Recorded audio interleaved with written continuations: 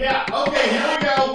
And I drink chocolate-flavored Ovaltine. Ovaltine? Dude, that's not right. Snake Eyes, the TV guy says it's on right now. To boldly go where no man has gone before.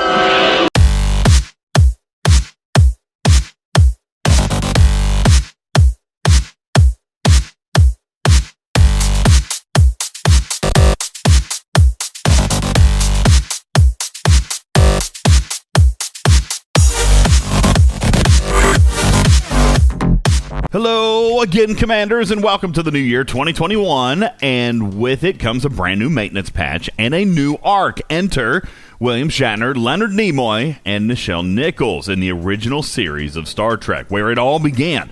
This has a lot of veteran and older generation players really excited to get these familiar faces into the game, but what will they do? Will they be super impactful and even legendary as their fame would demand? Let's dive right in. But before we get started, please be sure to like our channel by subscribing, then click on the little bell so you know when we post new, never-before-seen content. Leave your comments in the section below the video, and we'll answer those as soon as we can.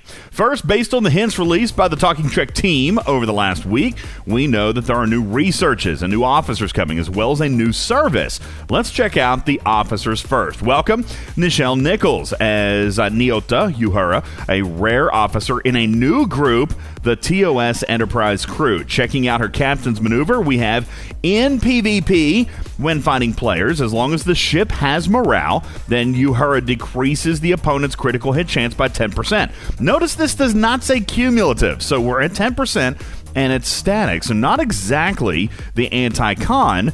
Or is it? Take a look at her synergy here. Taking a look at her crew card from LCARS 2.0. Wowzers. Up to 200% synergy. So what you're saying is a 210% reduction of critical hit chance. Now, this could be an anti-con right out of the gate. If Scopely Math allows critical hit chance to go negative, this officer is going to require some testing to determine exactly how her captain's maneuver functions in the game. But this could be interesting if you see somebody running a con, and could even be an alternative to Saru in the anti-con department. Imagine being able to delay an opponent, even with con, from throwing criticals for several rounds. You would basically be starting out in a big hole that con has to dig out of eventually before he can actually have a positive chance to proc and throw a crit. The officer ability also sounds super interesting here, folks. When fighting players in PvP, as long as the ship has morale, Uhura removes 8% of the shield mitigation from the opponent's ship. Now, this has only been utilized once in the game so far, and that's for Borg Officer 1 of 10. But he was kind of awkward and was never really fully utilized. But here you go, taking shield mitigation from an 80-20 split to a 72-28 split, which is actually very, very cool. And this improves with promotion all the way up to 20% at Tier 5, giving you a 60% to shield, 40% to hull ratio, which is actually kind of cool. One could argue that Harrison also kind of does this, but he's a one-round wonder, and then he's done. Uhura is going to last for the duration of battle, so very, very interesting ability here with morale, of course. Note that is required. Next up, we have Epic, original series Spock. The oh-so-familiar face of Leonard Nimoy in the game kind of has me excited, I'm not going to lie. Actually, I don't know, it's weird. I feel kind of honored. I don't know, maybe silly, but I'm super thrilled to play the game with his likeness finally here. Captain's maneuver, though, unfortunately, I feel might be slightly underwhelming for the legend that is Spock. Let's read together. When defending, at the start of each turn, Spock restores shield health to an amount equal to 100% of the defense of the officers of the ship. So this part is exactly like our original Spock. So where is the differentiation? This is the captain's maneuver, so no increase in promotion, but he will work across all ships if that ship is in dock. So now we have a Spock to recharge all shields, and therefore kind of feels to me like a base defense officer. He may be super good, but I would have hoped for something stronger, maybe more epic, or even legendary for such a legendary character. Synergy is going to get him up to 300%, though, an extra 100% on each side. officer ability does look similar to Uhura in that it's around critical hit damage. When fighting players in PvP, as long as the ship has morale, Spock decreases critical hit damage bonus of the opponent's ship by 50%. This increases to 75% at Tier 2, 100% at Tier 3, 125 at Tier 4, and finally capping out at 150% at Tier 5. Reducing actual damage of the critical shots, though, and again, doesn't feel super overwhelming to me, but has his uses as captain, I believe, making your base even that much harder to crack if his shield regen ability actually spreads to other ships. Finally, though, we have epic William Shatner's James Tiberius Kirk, and yes, as hypothesized, it's young blonde Kirk, womanizer Kirk, if you will. The captain's maneuver says, when fighting players in PvP at the start of each round, as long as the ship has morale, Kirk increases the weapons damage of all energy weapons by 50% of the total defense of all officers on the ship. This is a cumulative effect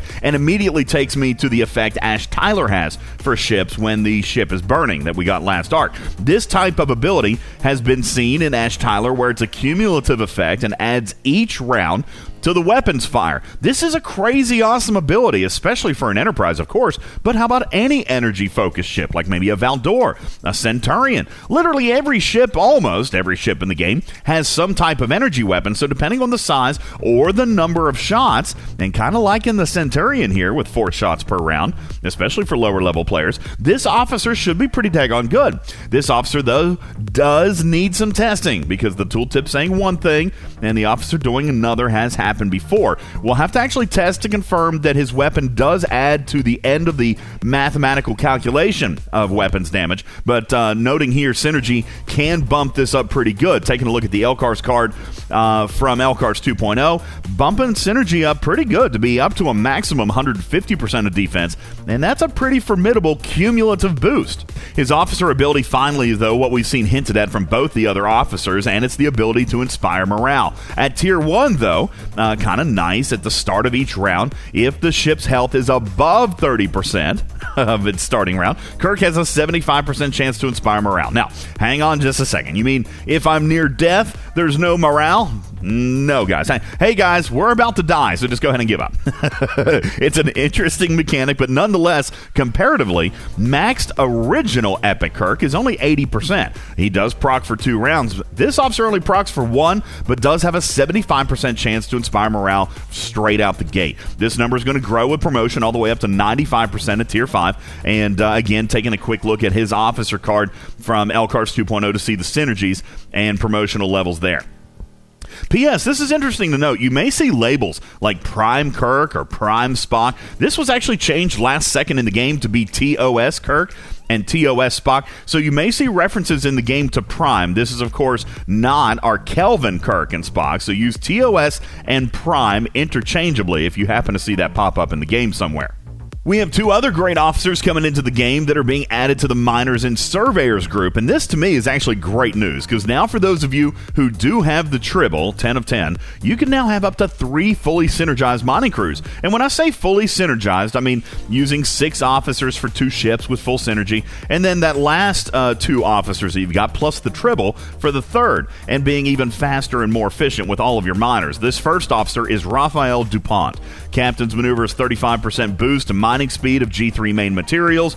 That's crystal, gas, and ore. But note it's G3 only. Not a help to the upper level players other than for synergy to a different officer set. At least not as a captain. But his officer ability, daggone, exactly identical to T'Pring and another protected cargo officer. At Tier 1, 50% boost and up to 300% at Tier 5, making Raphael exactly the same specs as T'Pring as far as the officer ability goes. This is massively good for those of you out there mining, as there was only one significant protected cargo officer before now. And before you say, yeah, what about the green Joaquin or 1 of 10, please note I said significant. Okay?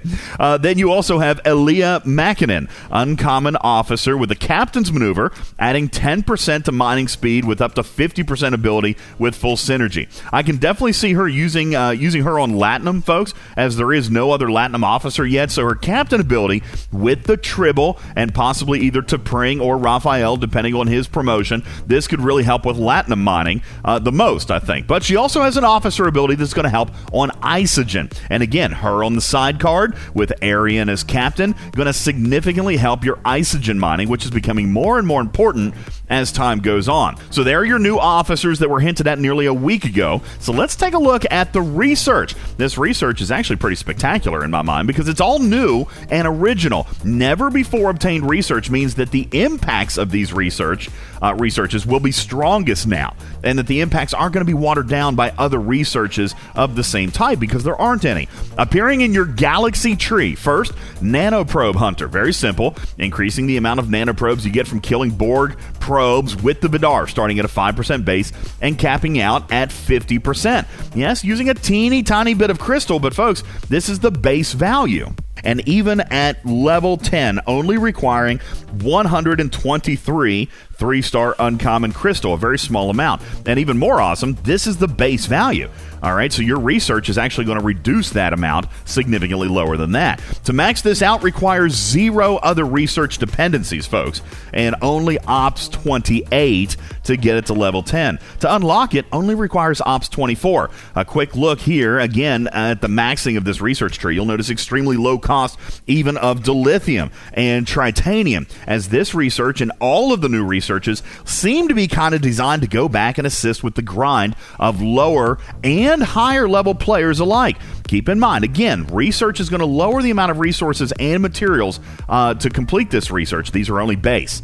Next up, we have something to help with the Sunday or perhaps daily grind of swarm ships with a Franklin impulse speed research. It's only 5 levels, using a touch of gas, it appears, but adding a flat amount of impulse all the way up to 20 at level 5. It's only Ops 24 to unlock it, Ops 27 to max this research, and here again is the total cost of ownership. Again, keeping in mind these figures will be lower for you because of other efficiency. This one calling for gas at 125 3-star uncommon gas, but again, going to lower those values with your other efficiencies. Next, we see frequency modulator cost efficiency, and this one is absolutely massive to anyone who has not finished the incredibly long journey to grind their Franklin. Man, those last 2 guns at 2 million each were a bear, but they aren't as bad anymore. This research, requiring only Ops 24 to unlock and Ops 27 to max, comes with 5 levels, starting at 20% efficiency and going up to a 60% bonus, making those last 2 guns that were 2 million